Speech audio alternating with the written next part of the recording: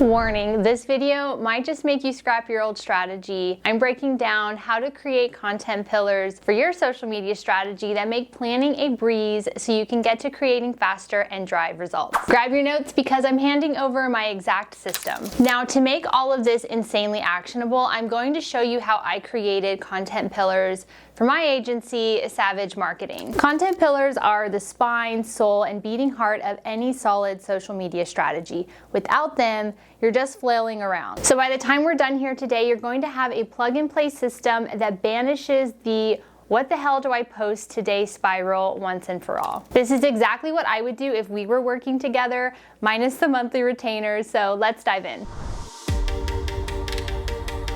Let's kill a myth real quick. Inspire, educate, entertain. These are not content pillars. They sound good, but they're just vibes. They fail to provide clear direction and strategy and connection to your actual business goals. So let's bury that approach and build something smarter. There are many ways to approach content pillars, and I'm going to present a couple in this video that should apply to you.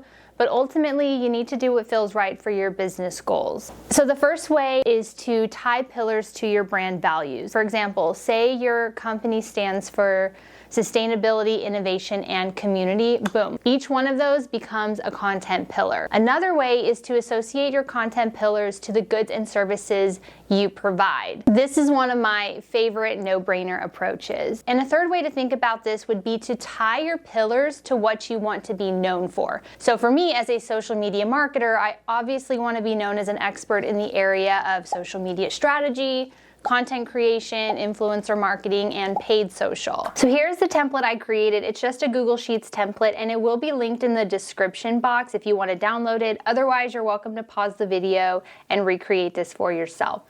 As you can see, I've listed out my main goals for the year, and below in the rows, I've noted my 4 content pillars: inside the agency, social media marketing, content creation, and influencer marketing. Now, if you recall the 3 ways to approach content pillars, one of them is tying them to what you would like to be known for. So I've really led with that approach for SAV-EDGE Marketing, although there are bits of content in here that do apply to the goods and services that I'm selling. Now, most marketers will stop here, but I don't. I go a step beyond, and I note my sales funnel in the columns across and tie each one of my content pillars to the sales funnel. So this way it ensures I'm creating content that's resonating with people at various points in their journey. So as you can see, I have attracting, nurturing, selling, and retaining listed out in the columns across the spreadsheet. And what I do from here is I simply just fill in each one of the boxes. So here's an example of all the content ideas that I filled in for each one of these boxes for every single content pillar across the sales funnel. Now, if you're still unsure at this point what your pillars are, then there's no better place to turn to than your analytics. What are your top performing posts? Try to find patterns in what's working the best for you. What is the subject matter within them? Now, I recognize that's not always feasible for people who have not posted consistently or at all. So in that case, take a look at what your competitors are doing and try to assess their content pillars and start from there. Here's another little hidden gem that most social media strategists leave off the table, and that's weights. Once I've defined the content pillars, I like to assign them weights based on what the business cares about the most right now. So let's say you're a hotel and dining is your cash cow. That would be one of your content pillars, and you would assign it a higher weight over, say, the spa, which doesn't generate as much revenue as your dining outlets do. They would both still be present in your feed, but dining would have more posts per month than, say, your spa content. And here's what I mean by that. I have my weight for each one of my content pillars.